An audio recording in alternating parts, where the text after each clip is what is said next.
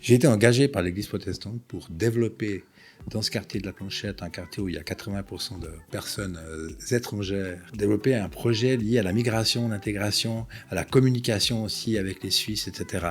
Donc la fête des couleurs, c'était une belle occasion de mettre toutes ces personnes ensemble et de découvrir le bienfait et l'originalité de toutes les cultures et de permettre à ce que les gens, les uns et les autres, apprennent à se connaître et aient moins peur de l'étranger.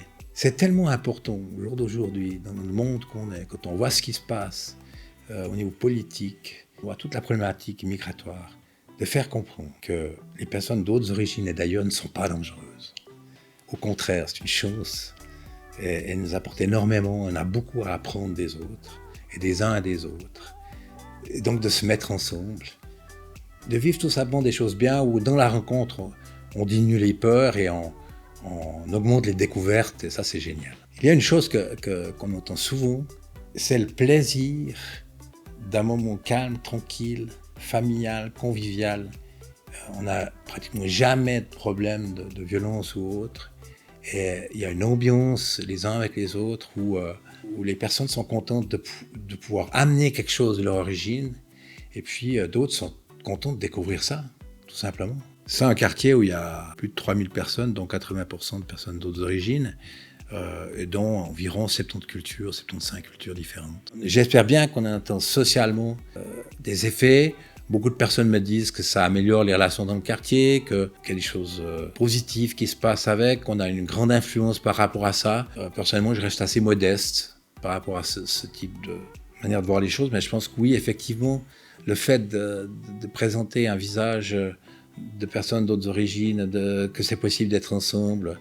Au jour d'aujourd'hui, on nous fait toujours peur avec l'étranger. Ouais, je pense que ça amène quelque chose d'assez positif. Et socialement, en tout cas, c'est un retour qu'on a à Aigle par rapport à ça. Mon plaisir personnel, c'est quand je vois des sourires, quand je vois des gens qui se causent, quand je vois des personnes qui se mettent ensemble, des personnes qui partent contentes. Ça, c'est mon plaisir. On a les spectacles sur deux scènes, on a la nourriture du monde, de différentes cultures, aussi bien par des associations que par l'association Amis qui gère la fête. On a toute la question de l'artisanat et toutes les animations aussi pour les enfants, les jeunes.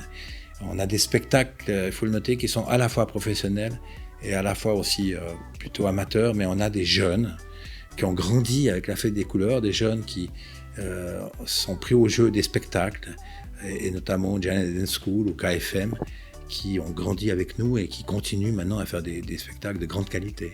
On ne tient pas une comptabilité de la fête, mais je pense que ça varie entre 4 et 6 000 personnes sur le week-end, selon les fêtes. C'est clair que quand on se prend une tempête comme cette année, c'est plus compliqué, mais même avec la tempête cette année, c'est reparti à fond, la soirée, c'était plein, quoi. Je pense que l'Église doit dire haut et fort que la multiculturalité, que l'accueil de l'autre, que l'ouverture des frontières, que la question des réfugiés, on ne peut pas tout simplement laisser des gens se noyer dans la mer. Et je pense que l'Église a un rôle là spécifique pour mettre en avant cette richesse des autres. On a tous été créés par Dieu et puis peut-être qu'il faudrait s'en rappeler. Donc, dans ce sens-là, la fête des couleurs comme d'autres activités, d'autres choses qui mettent ça en valeur, c'est un boulot d'église.